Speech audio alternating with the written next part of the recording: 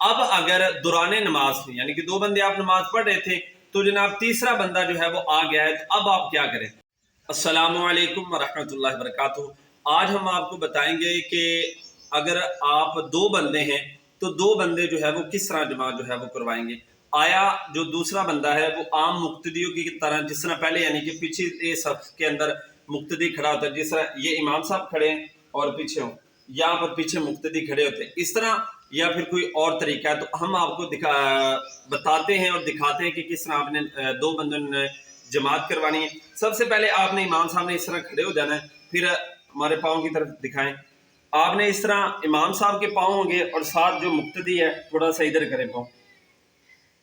جہاں پر آپ کے پاؤں ختم ہو رہے ہیں نا، ایڑی جہاں پر آپ کی ختم ہو رہی ہے، اب یہاں پر دوسرا جو مقتدی ہے نا اس کے پاؤں جو ہے وہ شروع ہو رہے ہیں، اس کے پاؤں کی انگلیاں وہاں پر ہونی چاہیے۔ یہ نہیں کہ جناب امام یہاں پر کھڑا ہے اور مقتدی جناب تھوڑا سا پیچھے کھڑا ہو، اس طرح نہیں، اس طرح نہیں، بلکہ جہاں پر آپ کا پاؤں ختم ہو رہا ہے وہاں پر مقتدی کی انگلیاں جو ہے وہ شروع ہو جانی چاہیے، ٹھیک ہے۔ تو اس طرح آپ نے جو ہے وہ نماز جو ہے وہ شروع کر دینی ہے، اور امام صاحب جس طرح سارے معاملات کرے گا ساتھ ساتھ یہ مقتدی نے بھی اسی طرح معاملات کرتے جانا ہے۔ اب اگر دوران نماز میں یعنی کہ دو بندے آپ نماز پڑھ رہے تھے تو جناب تیسرا بندہ جو ہے وہ آ گیا ہے، تو اب آپ کیا کریں؟ اب حکم یہ ہوگا کہ یہ جو بندہ ہے جو ایک امام کے پیچھے امام کا جو مقتدی بنا ہوا ہے اس نے کیا کرنا ہے، مثال کے طور پر یہ تیسرا بندہ جو ہے وہ آ گیا ہے، میں مطلب امامت کروا رہا ہوں، اب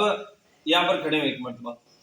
آپ نے اس طرح پیچھے جانا ہے جس طرح یہ کر کے دکھا رہا ہے، یعنی کہ پاؤں کو آپ نے اٹھانا نہیں، اس طرح بالکل زمین کے ساتھ لگا کر پیچھے جانا ہے، پھر اس طرح جو ہے وہ دو بندوں نے پیچھے کھڑے ہو جانا ہے۔ جب آپ کو علم ہو جائے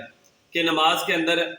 کہ جناب ہمارے ساتھ جو ہے وہ تیسرا بندہ بھی شریک ہو گیا، تو پھر آپ نے پاؤں کو اس طرح زمین کے ساتھ لگاتے ہوئے پیچھے جانا ہے، نہ کہ اس طرح اٹھا کر